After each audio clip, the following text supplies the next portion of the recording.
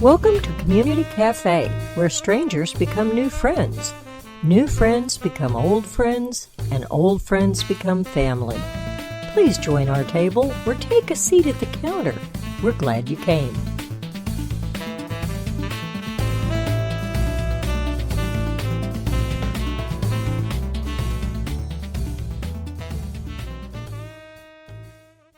Hi, everyone. You're listening to Society Bites Radio, and I am your host, Kate O'Neill. Today is going to be a little bit different. We have a special guest in the studio who is a worldwide traveler, a speaker, a writer, an innovator, a mind melder. She's an awesome lady, and I've been following her travels for about the last year, so this is pretty nice. We are so fortunate to have GLORIA COPPOLA here in the studio with us today. Welcome, GLORIA. Thank you so much for inviting me. It's a pleasure. Oh, it's fun. Like I said, I've been watching your career for the last year or so, and it just amazes me, all the things that you do. Where are you from originally? Originally, I am from New York City, and then when I was 18, I moved to New Jersey, spent 25 years there, and opened a holistic center in massage school and raised my 2 children. Awesome. What got you interested in what you're doing today? Well, I was thinking about that the other day, and there's 2 things I always loved. You mentioned the first one, travel. Mm-hmm. Since I was 5 years old, I was packing a brown paper bag and traveling with somebody, and I always loved to help people. And there was a time that I thought maybe I'll be a doctor or a psychologist or something, but life brought me through a variety of careers that always involved helping people. So from the holistic center, the massage school, a health food store, and then eventually doing the life coaching. That's awesome. What is your favorite type of client? My favorite type of client tends to be women 45 years and older that kind of looking at life a little differently. Maybe they have raised their children and maybe they are in a corporate job that they are not really enjoying, or maybe they're a little bit older and they've got the empty nest syndrome and they just feel like they don't have a purpose and they're wondering what else is there left to do. And so I tend to work with the majority of women that fit in that category. They're confused, they're doubtful, and they're looking for something new in their life. And when you speak to these women, what's your best advice? My best advice would be, hey, just go for it. Like Nike had it. Go for it, right? You get it done, all these things, and be unstoppable. I've been talking in different places, and one of the things that I love to encourage people, especially, living here now in Florida, we have a lot of retirees. And they think that's it. Like, I did what I had to do, and that's it. But there's really more. There's so much more. And so just be unstoppable. There's always something else where you can take that one moment in time and do your best in something else. And I see too many people, like, they just give up. They just go through life kind of mundane and think that's all there is. And it's not. So if you're the person out there doubting yourself, well, guess what? All you need is a support system and someone who believes in you. And guess what? That's me. And I am going to stretch you. And it's going to feel good, like you went to the gym and you got a good stretch. And you're going to do things that you didn't know were possible. I have a tendency to go with the theory of eat dessert first. Absolutely. If it's chocolate or gelato, all the better. Absolutely. And if I have to eat eggs, it's going to be in a cake. I like that. I like you in the way that I like to travel. I like to try different things. Mm-hmm. It took me a long time to come out of my shell. But like you said, I had a great support system. I had a lot of close friends who said, Katie, you're so much more than this. You're so much more than this. And I was so ready to give up at more than one point. I hear you. And I know that I can't be the only one out there that felt that way.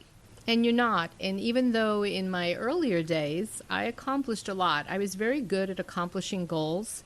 And I thought I knew it all. I figured it out. The law of attraction's working. And then one day something happened. And my plates were full. And it was a busy time of year. It was Christmas. I just moved into a new house with my new husband. Life was looking really good, but I was exhausted. You know, when you just have too much going on and you're like, the plates are going to crack. You're overwhelmed. You're overwhelmed. And although everything looked wonderful on paper, you know, and people think, God, Gloria, you got everything. But there was one thing I was missing that week. And I was really missing it deep down in my soul, but I didn't know that. Mm-hmm. And I tend to journal, and I like to put things down that I'm grateful for. And that night, I was, you know, finding all the little things I can be grateful for, even though I was stressed. But the last thing I wrote was, I want peace. And I didn't realize that the next day, it was going to come in a way that I never imagined.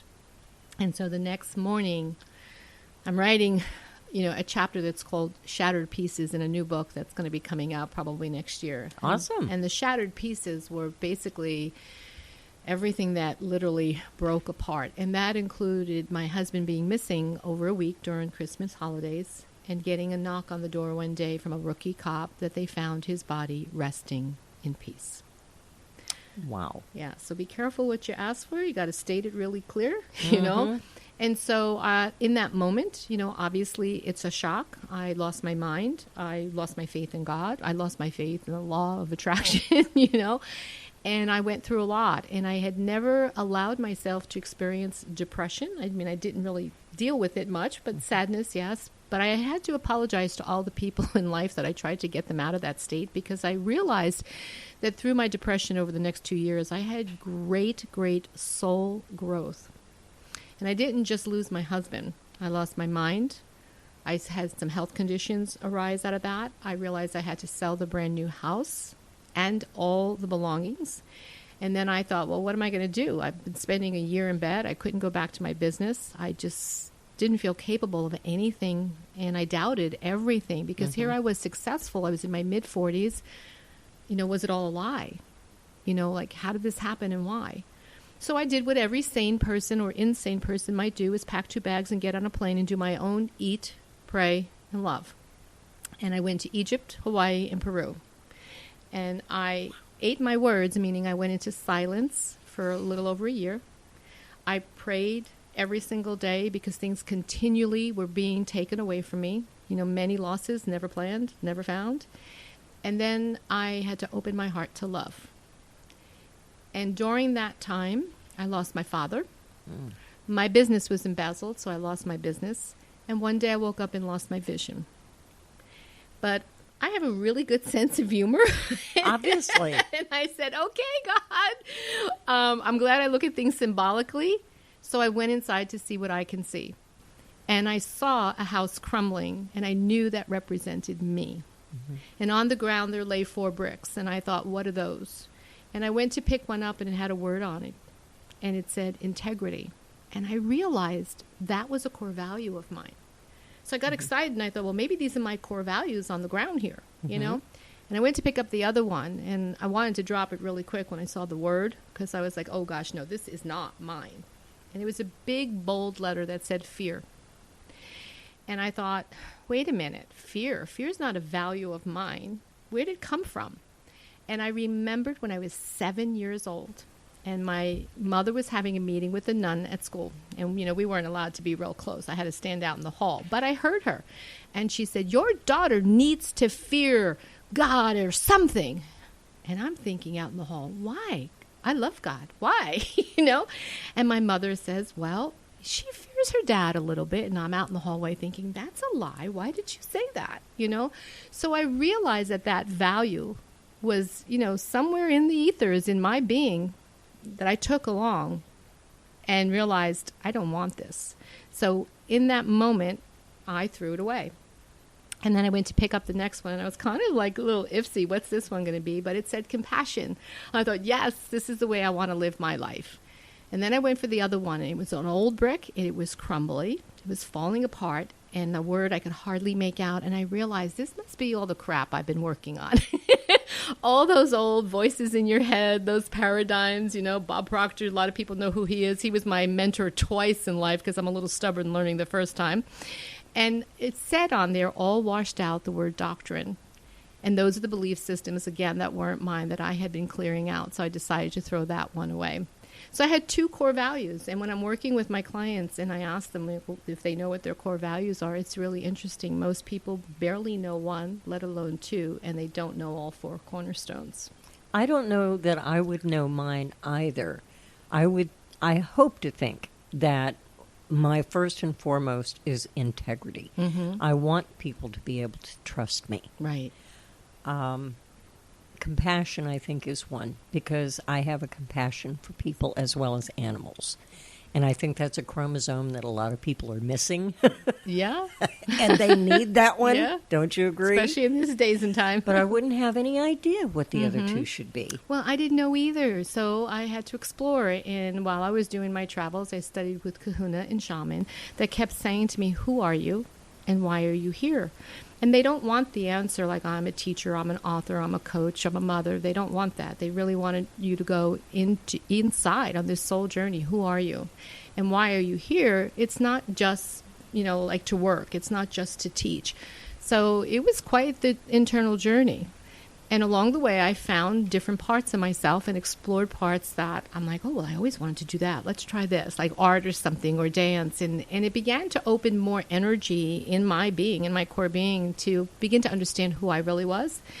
And then people would ask me over the years, they said, well, how did you get through all this? You went through all of this in a matter of 18 months. And I said, well, there was something I learned along the way. I lost my faith in God that day. I lost my faith in the law of attraction. I learned about the law of frequency, and then I realized my core pillar of strength was actually faith all along. And so we have to know that too. So besides the 4 cornerstones, every house has a core pillar, and that's what gets us through things in life.